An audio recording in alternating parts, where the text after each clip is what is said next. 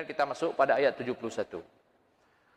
Nah, jadi beberapa ayat di belakang dan sampai pada ayat 71 akan kita bacakan ini bentuk dialog, bukan dialog sebenarnya. Kalau boleh saya katakan, inilah bentuk interaksi Nabi ya dengan kaum musyrikin pada saat di Mekah. Jadi berbagai macam penandakan perlakuan mereka, dan ini rata-rata di sini ini masih dalam bentuk lisan ya yang Allah sampaikan di sini.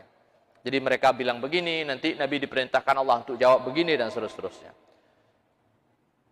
Nah, termasuk juga yang beberapa ayat di belakang yang kita bacakan bagaimana mereka ketika dihadapkan pada ayat-ayat Allah mereka memperolok-olok ya, mereka menghina, mengejek dan seterusnya.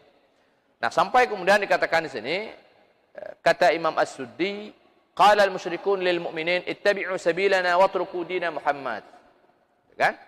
Nah, jadi orang-orang musyrik pada ketika itu juga mencoba untuk menggoda sahabat Nabi ini untuk meninggalkan ajaran Rasulullah sallallahu alaihi wasallam. Nah, lalu kemudian Allah pun turunkan ayat, "Qul anad'u min dunillahi ma la yanfa'una wa la yadhurruna wa nuraddu 'ala a'qabina ba'da idh hadana Allah." Nah, jadi kemudian Allah pun turunkan ayat. Jadi katakan wahai Muhammad, anad'u min dunillah. Apakah kami akan menyeru selain daripada Allah? Jadi ma la yanfa'una wa la yadhurruna. Jadi semua yang selain daripada Allah ini yang tidak memberi manfaat juga tidak memberi mudarat kepada kami.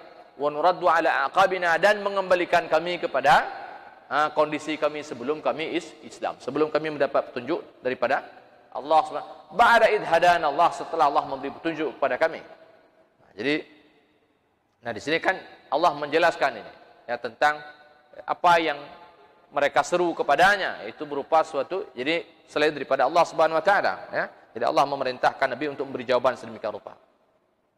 Nah, kemudian Allah katakan di sini, orang yang setelah tadinya mendapat petunjuk, lalu kemudian dia keluar daripada petunjuk itu, Allah beri satu contoh. Di sini Allah sebutkan, kalladzi istahwatu syayatin fil ardi hayran.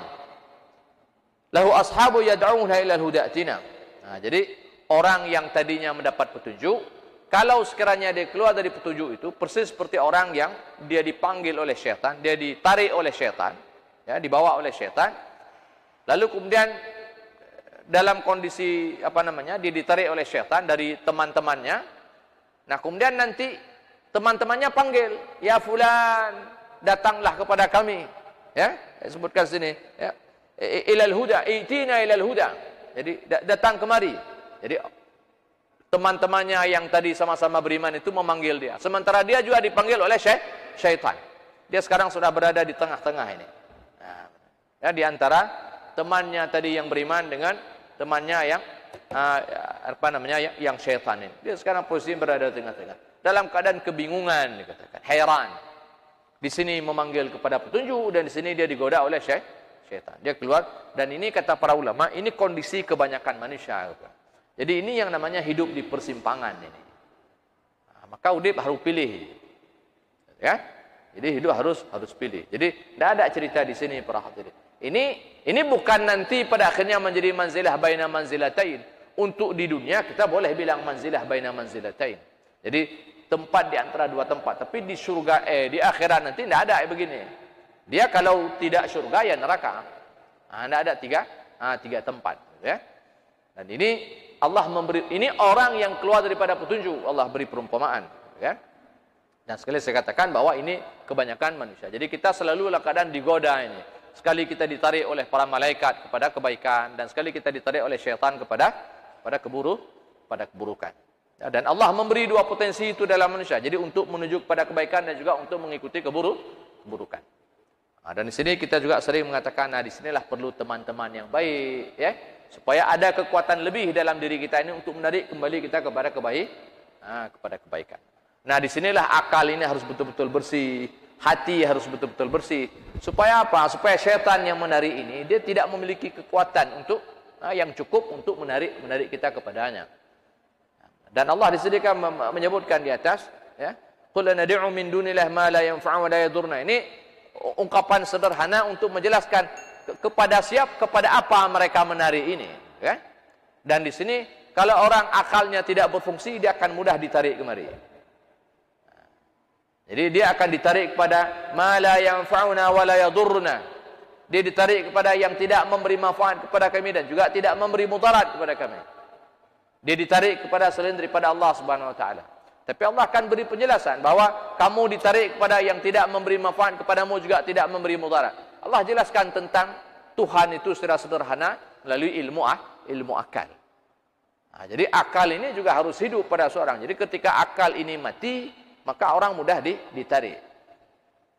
Saya kira di beberapa ayat sebelumnya dulu kita sering menyampaikan juga hal-hal yang seperti itu. Allah bicara tentang tema-tema akal ini yang seperti ini banyak di dalam surah-surah Makkiyah. Jadi orang jahiliyah itu di antaranya dikatakan wa idza qila lahum ittabi'u ma anzalallahu qalu bal nattabi'u ma alfayna ala aba'ana awalau kana la ya'qiluna syai'an wa la yahtadun. Jadi yang pertama yang tidak dimiliki oleh orang-orang jahiliyah itu sehingga mereka mudah mengikut tradisi orang tua mereka apa? La ya'qiluna syai'a. Mereka tidak mampu berfikir. La ya'qiluna syai'a. Tidak bisa paham apa-apa. Tidak mau menggunakan akal. Padahal akal ini menjadi potensi besar dalam diri manusia. Untuk kemudian dia bisa mengenal mana baik, mana buruk. Manusia mudah mengetahui kalau dia sekarang sedang berada dalam keburukan. Dan dia sadar bahwa dia sekarang sedang berada dalam keburukan. Jadi akal sederhana pada manusia, nalar dasarnya ada pada manusia, dia bisa paham itu. Nah, tapi ketika manusia tidak mau menggunakan akal yang baik, tidak mau memaksimalkan akal, maka ini awal daripada kegagalan pada diri manusia. Nah, disinilah dia kemudian mudah dijerumuskan kemana-mana. Jadi saya kira ayat pertama ketika Allah katakan qul nad'u min dunillahi ma la yanfa'u wa la yadhuruna, ini ilmu akal yang Allah berikan. Jadi timbang dengan akalmu buat yang diseru oleh mereka ini kepada yang tidak memberi mudarat dan tidak memberi manfaat. Kan? Dan kemudian Allah katakan di sini apa? Qul inna hudallahi huwal huda wa umirna linuslima lirabbil alamin. Katakan bahwa sesungguhnya petunjuk Allah lah yang merupakan petunjuk. Nah, jadi sekali lagi juga kita katakan bahwa tempo hari bahwa jadi ada dua di sini. Jadi ada akal, ada hidayah. Jadi akal itu tidak cukup untuk memahami mana baik, mana buruk. Untuk kebaikan yang sederhana, keburukan yang sifatnya dasar kita bisa paham. Tapi untuk yang sifatnya lanjutan kita tidak bisa paham. Nah, maka pada ayat yang kita bacakan tadi itu, ya kenapa? Apa yang menyebabkan Allah sebutkan itu wa idza qila lahum ittabi'u ma qalu bal nattabi'u ma alfayna awalau kana aba la ya'qilun syai'an wa la yahtadun. Jadi orang tua mereka ini tidak berakal dan tidak punya petunjuk. Jadi dua itu. Jadi Allah menyebutkan bagaimana sesatnya orang jahiliyah. Mereka sesat tidak punya dua ini. La ya'qiluna syai'an wa la yahtadun. Mereka tidak memfungsikan akal dan mereka tidak berjalan di atas petunjuk. Tidak punya ilmu dan tidak punya petunjuk. Jadi dua buahnya. Jadi ini menjadi sumber kehidupan yang bahagia para hadirin. Jadi yang pertama sekali yang paling dasar itu ilmu. Kemudian selanjutnya apa? Petunjuk daripada Allah Subhanahu wa taala. Allah katakan qul inna hudallahi huwal huda. Jadi tanpa petunjuk Allah ini ilmu hebat panjang tidak akan sampai juga. Nah, jadi ada banyak orang di dunia ini yang memiliki banyak ilmu. Nah, tapi kalau ilmu ini terputus daripada kebenaran Al-Qur'an dan kebenaran hadis, maka ilmu itu juga akan memotong, akan menghambat manusia sampai kepada jalan yang sesungguhnya. Wa umirna linuslima lirabbil alamin, dan kita diperintahkan untuk tunduk kepada Allah sang pemilik sekalian alam. Wa naqimus salata wattaquhu walladzi la tuhsyarun. Nah, di sini ini ayat wa naqimus salata wattaquhu, saya kira para hadirin nanti boleh baca surah Al-Muzammil, ya. Allah katakan ya ayyuhal muzammil qumil laila illa qalila. Nah, di surah Al-Muzammil itu Allah ini ini surah Al-Muzammil termasuk di antara surah yang awal-awal turun, ya. Ada yang mengatakan Al-Muzammil ini surah yang kedua turun. Dan ini surah mengajarkan kepada Nabi bagaimana Nabi ini mempersiapkan diri, memodali diri, ya. Untuk kemudian mempersiapkan diri, untuk kemudian beliau bisa mendakwahkan ajaran Islam ini. Dan Allah katakan inna sanulqi alaika qaulan thaqila, kata Allah, kami akan memberikan kepadamu, kami akan mewahyukan kepadamu, kami akan menyampaikan qaulan thaqila. Jadi agama ini qaul thaqila semuanya para. Jadi wahyu Allah ini qaul thaqil. Thaqil menyampaikan kepada orang, thaqil dalam kita mengamalkan untuk diri sendiri. Dua-dua thaqil. Ya, berat dia. Perkataan yang berat, qaulan thaqila. Jadi hadis Nabi, Al-Qur'an, wahyu secara umum, agama ini aturan yang ada di dalamnya, ini qaulan thaqila. Kata-kata yang berat. Berat untuk diamalkan dan berat untuk disampaikan kepada orang. Kalau tidak percaya, rasakan sendirilah. Saya kira semua kita merasakan itu. Ya? Jadi berat dia. Nah, tapi dia bisa menjadi ringan. Jadi dasarnya berat. Dan itu nanti yang Allah katakan misalnya di Al-Baqarah itu, wasta'inu bis-sabri was-salah wa innaha lakabiratun illa al-khashi'in. Sembahyang itu berat. Berat. Walaupun terkesannya memang tidak berat. Baca Quran itu tidak berat. Puasa banyak hal memang secara zahir tidak berat. Tetapi hakikinya dia berat. Tapi nanti yang berat-berat ini semua dia menjadi ringan. Kalau di sana Allah katakan illa al-khashi'in. Sembahyang menjadi ringan bagi orang yang khusyuk, gitu kan? Jadi berat tapi bisa jadi ringan. Nah, Allah memberi cara bagaimana supaya kemudian menjadi ringan. Nah, kita ini lemah para hadirin berbahagia. Hai dah sembahyang nih. Kita tidak kuat sebenarnya untuk sembahyang terus kan. Makanya Nabi juga mengajarkan kita satu hadis selepas kita daripada sembahyang, Allahumma a'inni ala dzikrika wa syukrika wa husni ibadati. Artinya tanpa Allah tolong kita ini, tanpa Allah gerakkan badan, hai gerak badannya, seringan apapun badan. Kalau Allah tidak menggerakkan untuk berbuat baik, untuk beribadat, tidak mampu. Mengucapkan kalimat-kalimat yang benar itu sama juga dengan mengucapkan kalimat tidak benar. Ketika kita ngomong sehari itu beribu kalimat, sebenarnya kalimat itu, kalau misalnya kita datang kepada orang yang lagi duduk minum kopi, kita bilang, hai, ya tak semayang. Ini kalimat yang keluar ini juga tidak berat. Kalimatnya sama dengan kalimat yang kita ngomong, hai, terukuk tiba, sama ya. Tapi coba aja ngomong, teh mangan rukuk tiba, teh jak tak semayang. Itu kalau ditimbang, itu beratnya sadumnya.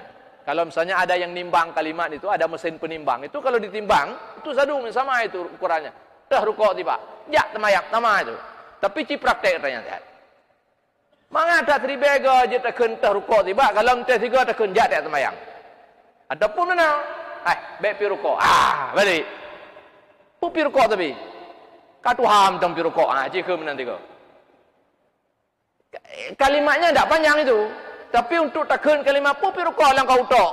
Baik mate ngerukuk. Ci ke kalimatnya tiga. Oh, susah itu, Pak. Ya? Hai ke kalimatnya. Ya, walaupun kalimatnya pendek saja itu. Padahal kita sudah ngomong berhari-hari beribu kalimat itu. Tapi untuk dah kemurung pi rukuk lah dah le kaja maka tuha kamplo-plo tom pi rukuk. Atau cukup juga hargam tapi. Ya, itu berat para hadirin. Nah, ini agama, ya. Tapi dia menjadi mudah. Ada nah. Ya. Tapi dia menjadi mudah. Ya, mudah, kita akan mudah tertolong dalam menjalankan agama ini dengan perkara sembahyang. Jadi itu yang Allah kenapa memerintahkan Nabi di awal itu, bangun tengah malam. Ya, dan ini ayat Makkiyah para hadirin. Jadi sembahyang di sini bukan sembahyang seperti nanti di Madinah, bukan sembahyang seperti kita sembahyang pada hari ini. Ini masih di awal-awal. Nah, jadi artinya sembahyang ini menjadi modal besar. Maka Allah katakan wasta'inu bis-sabri was-salah. Sembahyang jadi menjadi kekuatan bagi setiap individu mukmin, setiap individu muslim ini untuk ringan dia dalam minimal dalam menjalankan agama ini. Nah, kita tertolong oleh Allah Subhanahu wa taala. Dan mudah-mudahan juga dengan sembahyang ini kita juga bisa ringan menyampaikan Islam ini kepada siapapun. Ya. Saya kira sampai di sini dulu. Untuk kita akan jelaskan kembali ayat-ayat ini karena saya khawatir akan panjang dan waktu kita sudah selesai. Ya, mudah-mudahan ada faedah dan manfaat. Hadanallahu ajma'in subhanakallahumma bihamdika asyhadu an la ilaha illa anta astaghfiruka wa atubu ilaik. Assalamualaikum warahmatullahi wabarakatuh.